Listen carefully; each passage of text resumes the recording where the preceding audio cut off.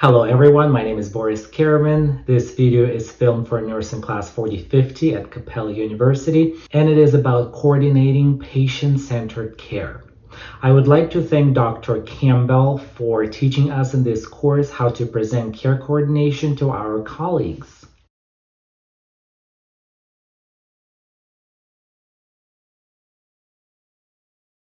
Welcome to the care coordination presentation. I would like to welcome all my nursing colleagues to this video presentation on care coordination.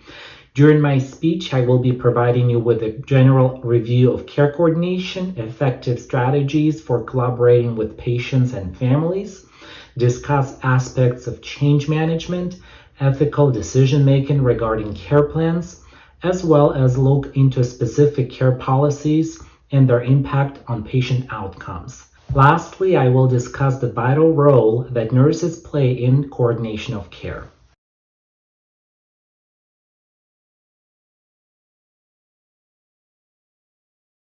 Effective strategies for collaborating with patients and families.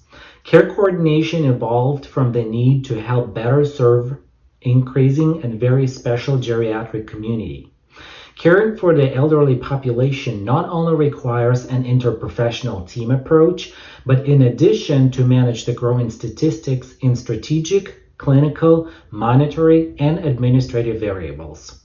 Stefanasi and Heimlowitz, 2013. Care coordination is a plan of action designed to make care effective with lower expenses and to enhance patient outcomes.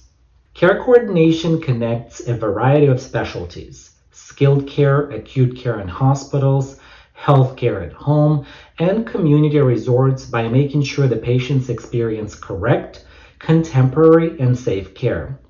Care coordinators perform as collaborative facilitators among patients and families, healthcare providers, licensed nurses, and community resources.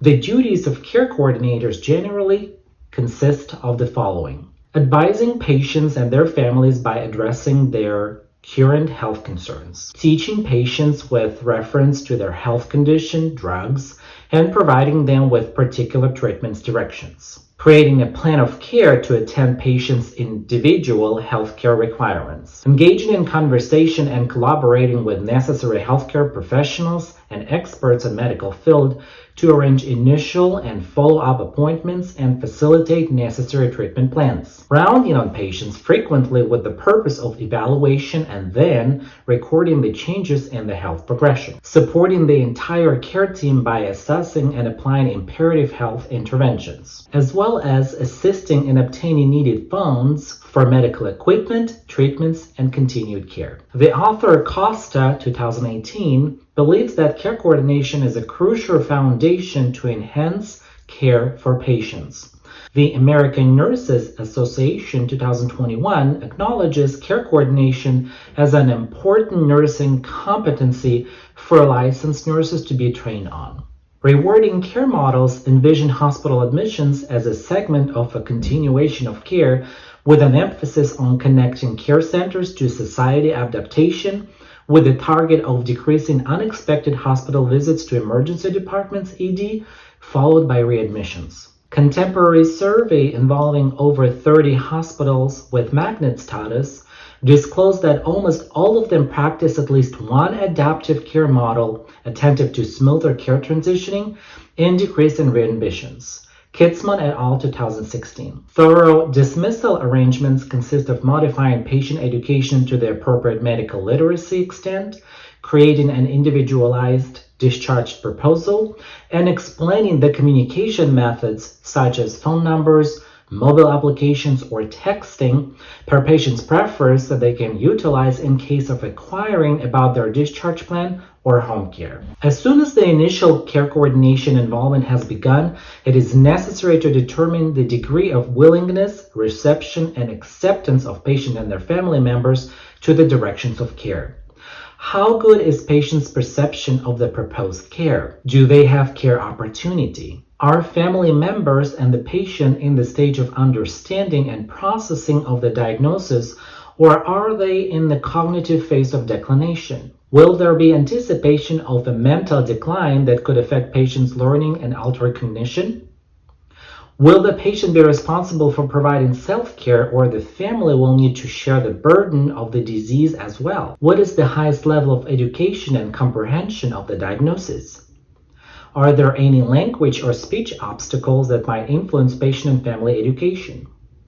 What are the living and financial circumstances of the patient and their relatives? For instance, if a patient has no home, they will not be open to discussing their diagnosis and treatment options until their basic needs of food, clothing, and shelter are met, which for this patient at this time are the main priority. When these or similar questions are addressed, a proposal for coordination of patient care can be established. It is strongly suggested for the patient and/or family members to diligently participate in setting the care goals, as well as for the care organizer to show maximum interest in facilitation of the obtainable goals for patient and their caregivers. In his scholarly article, the clinical researcher Mawini 2016 describes the benefits of the educational approach when the patients are viewed as specialists of their own lives. The author declares that the perspective of acknowledging patients as experts of their own bodies, patient education can be easily shaped to recognize and adapt to their activities of daily living, generating the feeling of approval, providing transparent care instructions, encouraging constancy to the treatments regimen, and eventually enhancing patient health outcomes. The goals of care coordination have a duty to be SMART, which stands for specific, measurable, attainable, relevant, and timely.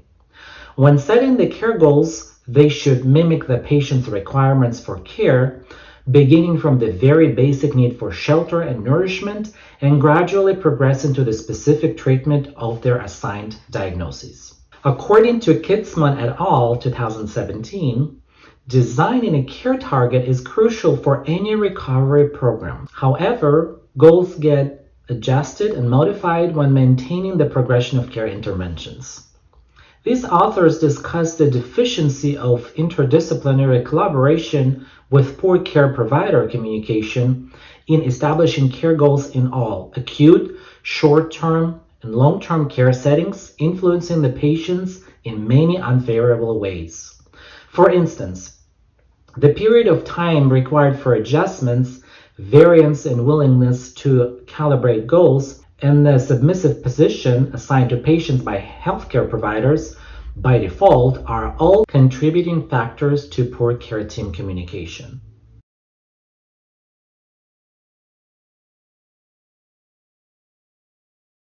Aspects of change management that affect patient-centered care. Change management is utilized to constructively incorporate alteration inside the organization structure. When making a change within a company, the modification will always affect the entire existing system with its processes, structure, and working roles. As reported by Prost's team, change management integrates the directional tools that can be used to aid workers make efficient personal moves, leading to acquiring of the awareness of change. Fundamentally, change management is the action of repairing an existing issue inside the organization. Change management does not work in the way of presenting the new plan of action and forcing individuals to handle it. Instead, it operates by assisting staff, leading them, and providing necessary education and training about the significance of the changes being implemented, with encouragement how to add own input in a positive manner to the gross change process. Identical concept pertains to the care coordination process and family patient education. It is not acceptable to simply state to the patient that this is their new medical diagnosis and give them a list of new drugs and requirements for changing their way of life to a healthier one, finishing the conversation with something like, well, now you need to manage it all.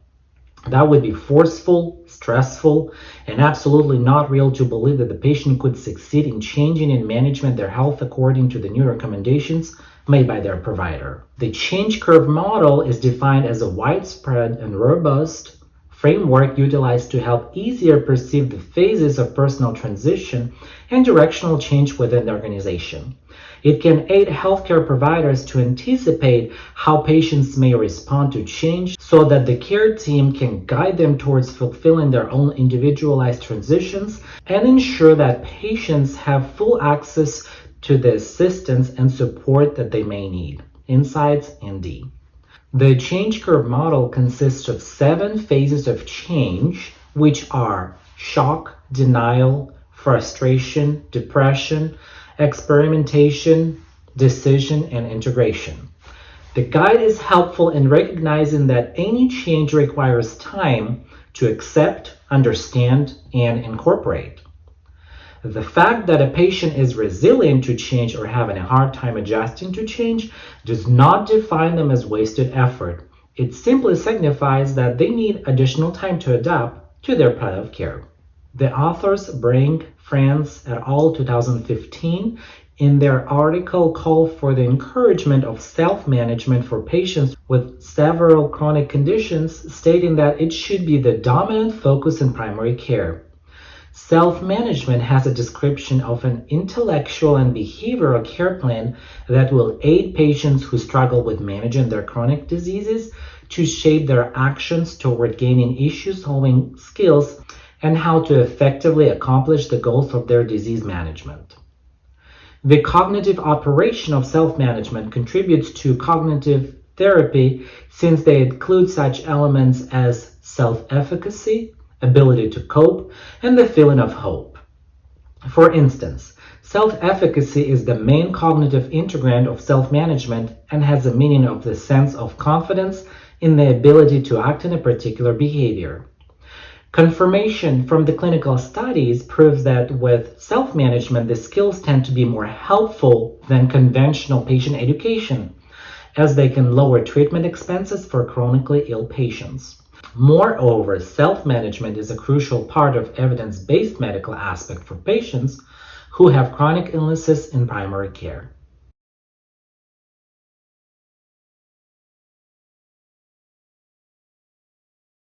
Rationale for coordinated care plans on ethical decision-making.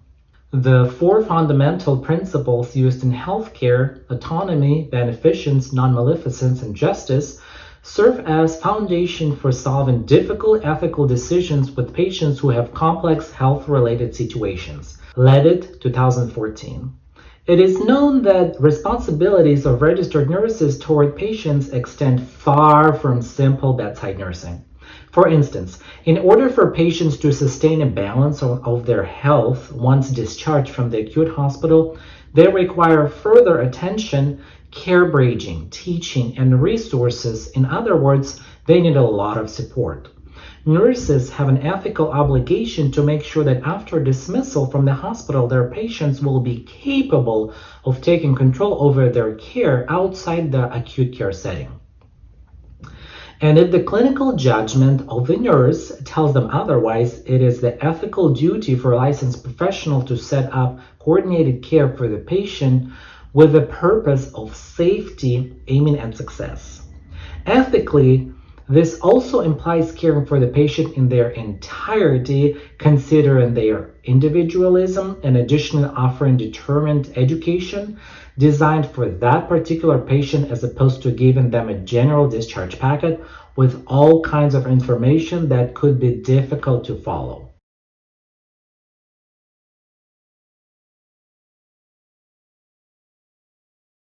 Potential impact on specific care provision on outcomes. Based on the moral principles mentioned earlier, the American Nurses Association, ANA, recommends 9 ethical provisions that medical professions should adhere to every time when assuming nursing functions over patients' care in a manner compliant with both professional standards in nursing care and the ethical commitment of the nursing profession, ANA and D. Care coordination is influenced most by provisions 3 and 8 of the ANA's rules of conduct. Provision 3 declares that nurse encourages, supports, and guards patients' privileges, well-being, and safety. Provision 8 proclaims that the nurse should cooperate with interdisciplinary care team and the community to defend human rights, support health sensitivity, and work on decreasing health imbalances of the patients by following physician's orders and interjecting accordingly when necessary to ensure better patient outcomes. ANA and D.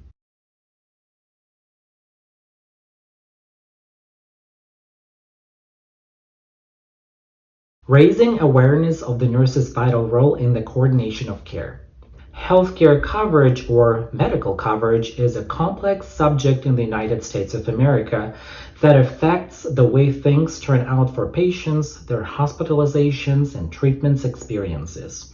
It is a common situation to observe a stressful time when a patient appears anxious about not being capable of managing a payment of their medical bill for the care they received, medications, medical equipment, or fees for the transition of care.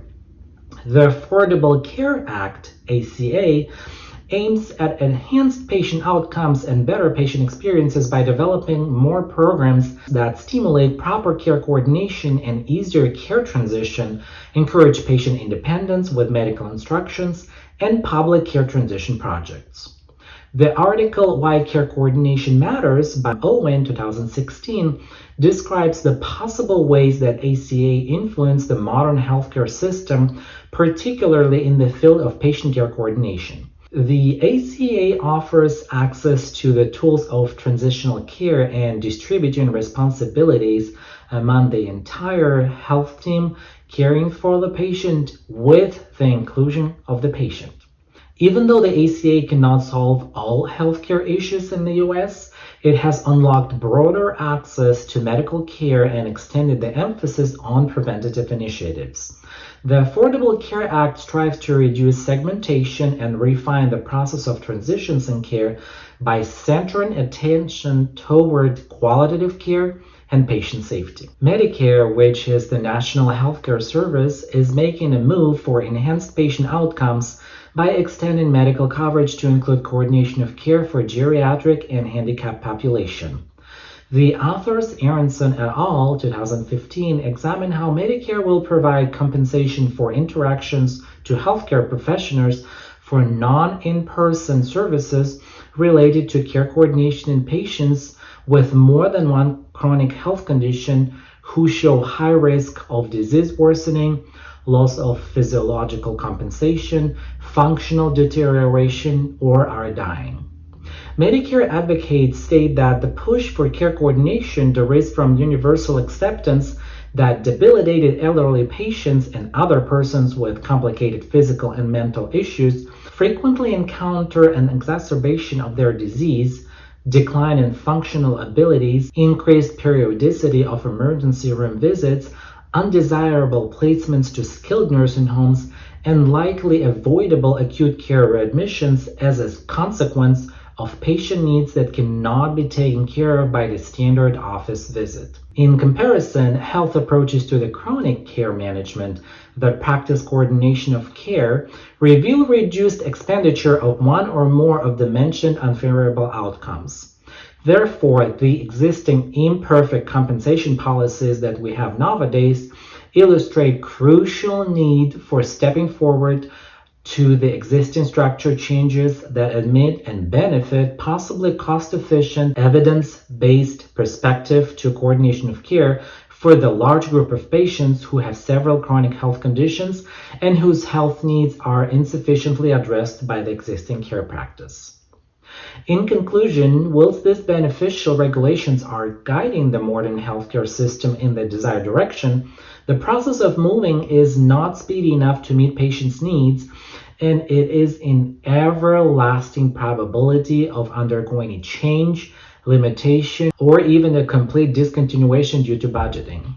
Because of this instability, it is imperative for licensed nurses to practice the code of ethics and defend social justice, insisting on policy alterations in favor of expanding the quality, simplicity, and affordability of medical coverage over care coordination with no exception for all patients. The firm stance of nurses as patient advocates will permit to complete continuum of care and patient education that will enable patient family members, and their caregivers to participate in care coordination successfully. This concludes my video presentation to my nursing colleagues. Thank you for watching, and I hope you learned about the importance of coordinating patient-centered care. Bye.